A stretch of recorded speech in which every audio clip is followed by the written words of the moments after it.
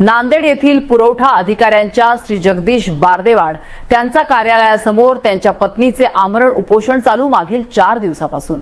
नांदेड येथे एक धक्कादायक प्रकार समोर आला असून पतीविरुद्ध न्याय मिळावा या मागणीसाठी एका महिलेने थेट त्यांच्या जिल्हाधिकारी कार्यालयासमोरच आमरण उपोषण सुरू केले आहे।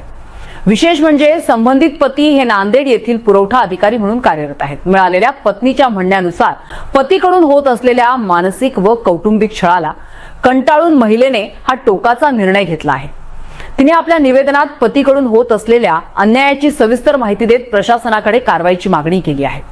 महिलेने पुरवठा अधिकारी असलेल्या पतीच्या कार्यालयासमोरच ठिय्या देत आमरण उपोषण सुरू केल्याने प्रशासनात एकच खळबळ उडाली आहे। संबंधित प्रकरणामुळे विभागीय अधिकाऱ्यांवरही दबाव वाढला असून या प्रकरणाची गांभीर्याने दखल घेण्याची मागणी होत आहे। दरम्यान उपोषणकर्त्या महिलेची प्रकृती खालावू नये म्हणून वैद्यकीय तपासणी केली जात असून पोलीस बंदोबस्तही तैनात करण्यात आला आहे। प्रशासनाकडून या प्रकरणात लवकरात लवकर तोडगा काढण्याचे प्रयत्न सुरू असल्याची माहिती मिळत आहे। नमस्कार, माझं नाव देवेश्वर जगदीश बारदेवाड आहे। माझे पती जगदीश लिंगण्णा बारदेवाड हे इथले जिल्हा पुरवठा अधिकारी म्हणून इथे कार्यरत आहेत। माझ्या मागण्या आहेत जे एका पत्नीच्या पतीकडून असतात आणि एका बापाच्या कर्तव्य मुलांसाठी असतात ते त्यांनी केलेले नाहीत, त्या मागण्या आहेत। माझी पहिली मागणी आहे मुलाचं जात प्रमाणपत्र देणे, वर जगदीश बारदेवाडचं सर्व्हिस बुकवर नाव नोंदणी करणे लेकरांची। घराचे जे हप्ते थकीत आहेत ते हप्ते त्यांनी भरणे। जसं की माझं घर, आज मी वृंदावन कॉलनी येथे राहते, घराची रजिस्ट्री दोघांच्या नावाने आहे, घर लिलाव व्हायला आले आणि त्याचबरोबर मुलांना वेळ देणे सगळे करणं। मला भलेही जॉब आहे, जॉब असून मी मुलांचं एज्युकेशन, आर्थिक, शैक्षणिक सगळ्या गोष्टीचे कर्तव्य मी पार पाडत आहे।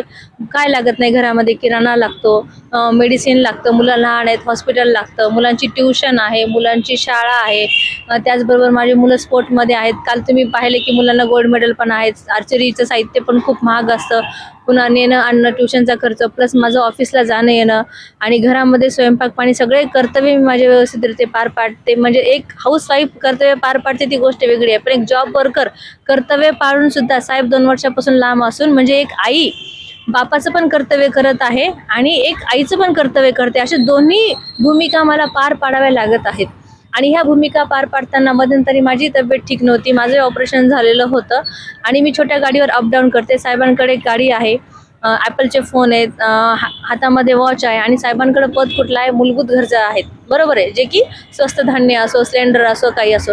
पण एक जिल्हा पुरवठा अधिकारी आपल्या घरामध्येच सिलेंडरचा सप्लाय व्यवस्थित नाही, धान्य देत नाही, साहेबांनी कधी राशन आणून टाकलेलं नाही, गव्हाचं पोतं नाही, तांदळाचं नाही, डाळी नाही आहेत, किराणा पण नाही आहे आणि मुलांना वेळ, प्रेम, माया आहेत। मला साहेबांच्या पैशाची कधीच मी डिमांड केलेली नाही आहे। आम्ही फक्त आमचा हक्क आणि कर्तव्य मागतोय। घर असताना सरांना दुसरीकडे रूम करून ठेवायची आवश्यकता का पडावी? प्लस सरांनी माझे मिस्टर जगदीश बारदेवाड असे म्हणतात की कोर्ट मॅटर आहे, तर कोर्ट मॅटर काय आहे? कोर्ट मॅटर हाच आहे की फक्त मी मुलांचं मेंटेनन्स टाकले आणि सर मेंटेनन्स टाकणं म्हणजे काय आहे? एका पतीने आपल्या मुलांसाठी आरोग्य आणि शिक्षण ह्याचा खर्च द्यावा। जेव्हा तुम्ही घरी राहत नाही, घर सोडून जाता, मोबाईल ब्लॅकलिस्टमध्ये सांगता, बोलायला येत नाही, तेव्हा एक 8-9 महिन्यानंतर पत्नी काय करणार आहे सर?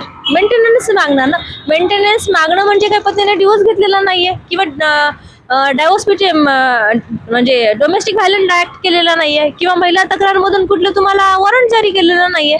फक्त तिने मुलांच्या शिक्षणाचा खर्च मागते, बापू तू फोन उचलत नाहीस, घरी येत नाहीस म्हणून। याचा अर्थ असा नाही की तो कोर्ट मॅटर खूप मोठा आहे आणि यात ते बापाची कर्तव्य, त्यांनी जर कर्तव्य व्यवस्थित केले असते तर मला मेंटेनन्स दाखल करण्याची आवश्यकता पडली नसती। फक्त मेंटेनन्स दाखल आहे, त्याला कोर्ट मॅटर आहे, कोर्टचा रिझल्ट येऊ द्या। कोर्टचा रिझल्ट येऊ द्यायला काही लेकर कोर्टाच्या संमतीने आम्ही पैदा केले आहेत का? तर कोर्ट मॅरेज केलेलं आहे म्हणजे साहेब हे दिशाभूल करत आहेत, सांगण्याचं तारतम्य आहे।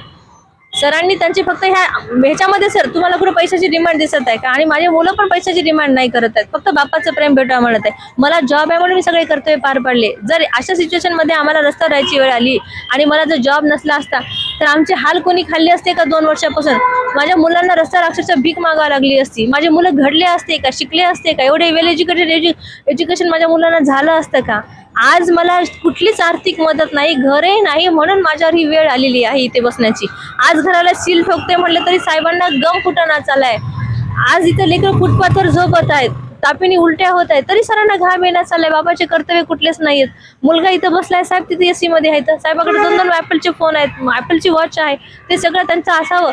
पण एक मूलभूत गरज जे सामान्य जनतेला देतोय ना, त्या आधी आपल्या फॅमिलीला, नंतर त्यांनी जिल्हा पुरवठा अधिकारी आहेत, पहिले माझे मिस्टर आहेत आणि माझ्या मुलांचे वडील आहेत.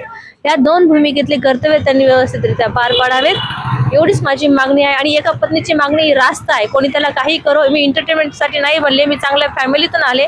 आणि साहेब म्हणतात की माझ्याकडे प्रॉपर्टी त्यांनी मला घेऊन दिली. माझ्या नवऱ्याने मला कुठलीच प्रॉपर्टी घेऊन दिलेली नाही. जे काही माझे वडील जे आहेत जंगीरदार साहेब यांनी आमच्या दोघी बहिणीला सम प्रॉपर्टी दिलेली आहे की त्यांच्या पत्त्यात काकणचोळी जे माहेरून म्हणतो ती काकणचोळी नाही माझे सुना करतील किंवा मुलं करतील म्हणून माझ्या वडिलांनी दिलेले आहेत. त्याची जे काही आहेत डॉक्युमेंट्स ते ऑनलाईन सातबाऱ्यावर दिसतात. माझ्या पतीने मला रजिस्ट्री करून कुठलंही घर दिलेलं नाही. राहतं घर हे आमचं दोघांच्या नावावर रजिस्ट्री आहे आणि गावाकडचं घर दोघांच्या नावावर रजिस्ट्री आहे आणि त्याच्यात दोघांचे पैसे लावलेले आहेत. जॉब साहेबाला नंतर लागला, मला आधी लागल्यामुळे जास्त भरणा पैशाचा मिस केलाय. साहेब असं म्हणतात मी हे घेऊन देईल. अरे बाबू तू घेऊन दिला असता 2,90,000 रुपये भरून आज रस्त्यावर राहायची येळ मला पडली नसती, लेकरं टेंट मध्ये बसले नसते ना. उगं बोलून दिखावा करून दिशाभूल करू नये. कुठलीही स्त्री सामान्य रस्त्यावर येऊन लेकरांना बसत नाही. जेव्हा एक आई अंतकरणातून तिचे लेकरावर बीतती तेव्हा त्या आईचं आई पण जागी होतं पहिले आणि आई दुर्गेच्या रूपामध्ये पिल्लांना वाचवण्यासाठी तरपडण्यासाठी हे डिसिजन ती घेतीये. बस मी एवढंच बोलू इच्छिते.